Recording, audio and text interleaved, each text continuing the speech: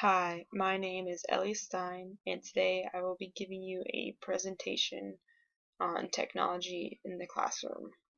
This presentation will cover why technology needs to be used in the classroom and how to properly use this technology and implement it.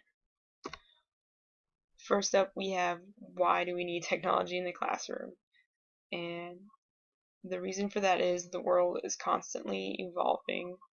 And as the world is evolving, technology is evolving with it. And as we all know, students are very attached to their technology. And in order for us to prepare students better for the real world, we need to start teaching them with this technology that they're going to use later on. And it would also be teaching in their language. Another reason to implement technology is that it provides an easier way for teachers to assess how much their students know. A great technology for this is the connected classroom technology.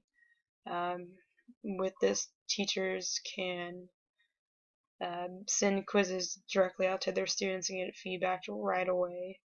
It increases student involvement, and as I said, progress can be monitored easier, and it can be used in many different classroom settings. This way the teachers can find out really quickly what the students don't know and understand and start preparing lesson plans to fix that. Um, another reason that technology is needed in the classroom is that it provides teachers with tools to teach differently. And next we have project-based learning, which is basically when you group students together and they have to work on a project together.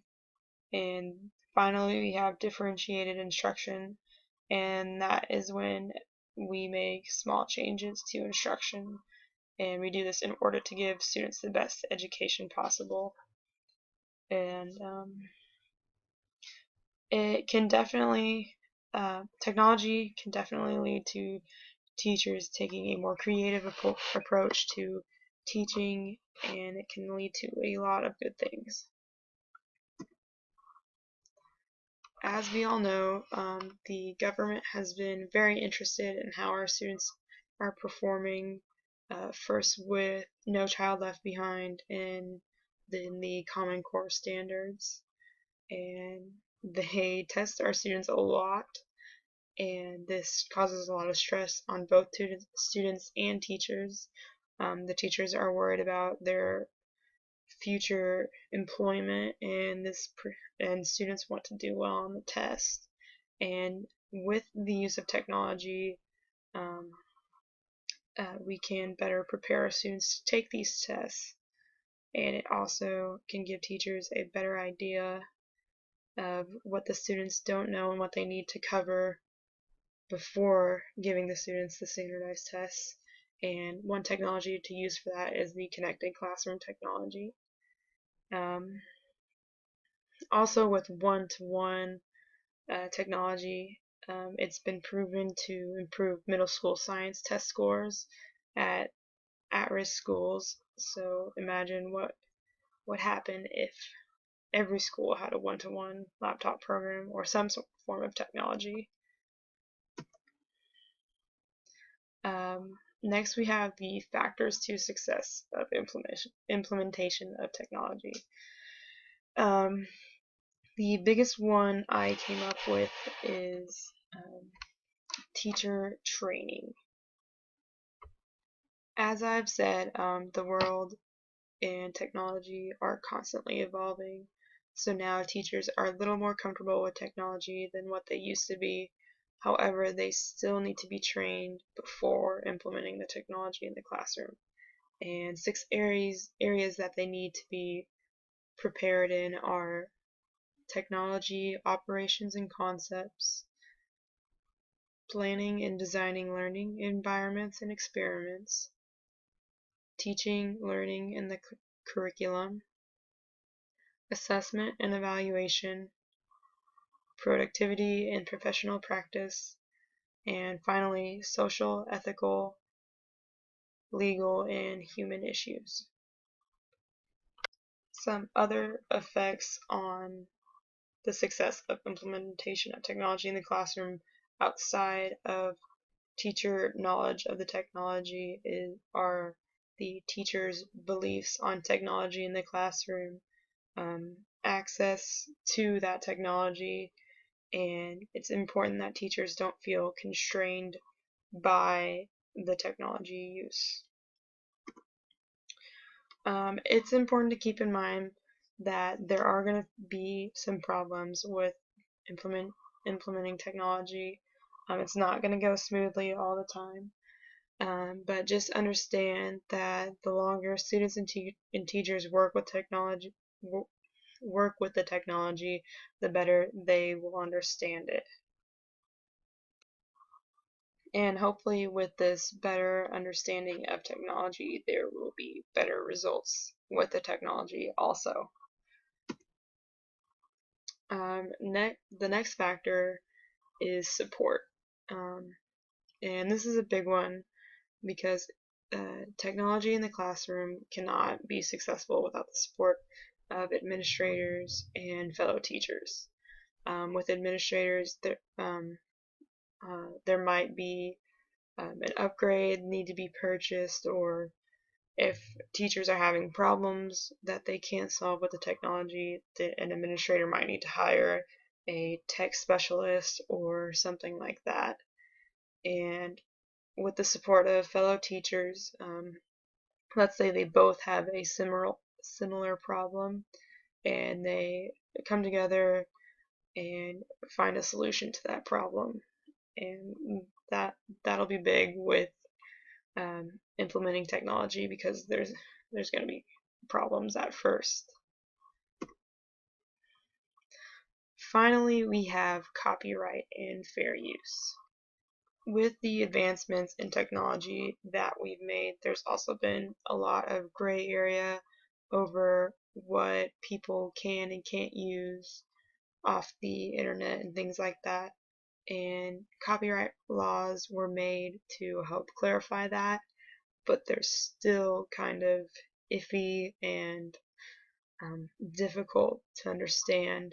But it's very important for teachers to learn about copyright laws and fair use and understand them, so that they can teach their students how to properly use technology without getting in trouble with the law or getting sued.